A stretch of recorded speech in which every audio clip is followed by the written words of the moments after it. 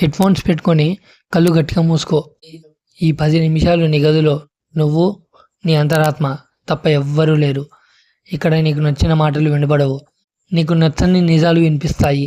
నువ్వు బతుకుతున్నావా లేక కేవలం కాలం గడుపుతున్నావా ఆలోచించు. 100 కోట్లు ఇచ్చి రేపు ఉదయం లేవకూడదు అంటే ఎవరు ఒప్పుకుంటారు? ఏ ఒక్కడు ఒప్పుకోడు. అంటే అర్థం ఏంటి? నీ రేపటి రోజు నీ ప్రాణం కంటే ఖరీదైనది.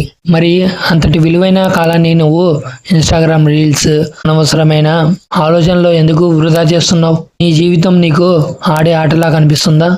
ఎగ్జామ్స్ దగ్గర వచ్చేసరికి ఆందోళన చెందడం, భయపడడం, సిలబస్ ఎలా పూర్తి చేయాలి అని టెన్షన్ పడడం, ఇవన్నీ నువ్వు చేస్తున్న నాటకాలు. నీ బ్రెయిన్కి ఒక కెపాసిటీ ఉంది, కానీ దాన్ని నువ్వు చెత్తతో నింపుతున్నావు. ఒక చిన్న బ్యాగ్లో ప్రయాణానికి కావాల్సిన ముఖ్యమైన వస్తువులే ప్యాక్ చేస్తావో, నీ మైండ్లోకి కూడా అంతే ముఖ్యమైన సమాచారాన్ని ఎక్కించు. 80/20 రూల్ గుర్తుంచుకో. ఎగ్జామ్స్లో వచ్చే 80% మార్కులు కేవలం 20% ముఖ్యమైన టాపిక్స్ నుంచే వస్తాయి. కానీ దాన్ని నువ్వు ఏం చేస్తున్నావు? దేనికి పడితే దానికి టైం వేస్ట్ చేస్తున్నావు. టైం వృధా చేస్తుంటే భవిష్యత్తుని నీ చేతుల్లోనే మట్టిలో కలుపుతున్నావు. కళ్ళు తెరవకు. నీ అమ్మా నాన్నని తలుచుకో.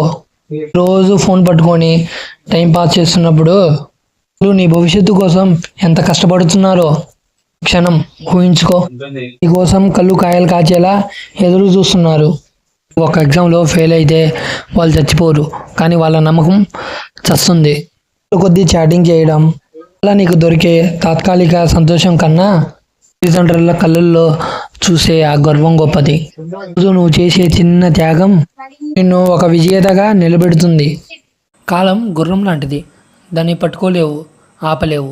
అబ్రహాం లింకన్, వారెన్ బఫెట్ వీళ్ళంతా దేవుడిచ్చిన అదే కాలాన్ని ఎలా వాడుతున్నారో చూడు. నువ్వెందుకు మరి ఆ స్థాయికి వెళ్ళలేకపోతున్నావు? ఎందుకంటే నీకు పర్పస్ లేదు.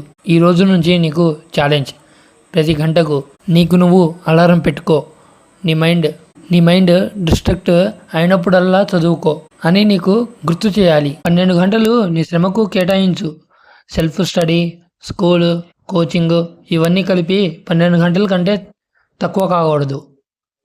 అలవాటు లేకపోయినా పర్వాలేదు, కష్టపడి మార్చుకో. కష్టంలోనే విజయం యొక్క అసలైన మత్తు ఉంది. 10 నిమిషాలు నీతో నువ్వు గడిపావు, ఇంకా బయట ప్రపంచం నీకోసం ఆగుతుంది. కళ్ళు తెరిచిన తర్వాత నువ్వు అదే పాత మనిషిలాగా మిగిలిపోతావా లేక యుద్ధం మొదలుపెట్టే కుడిగా లేస్తావా? ఈ నీ నిర్ణయం.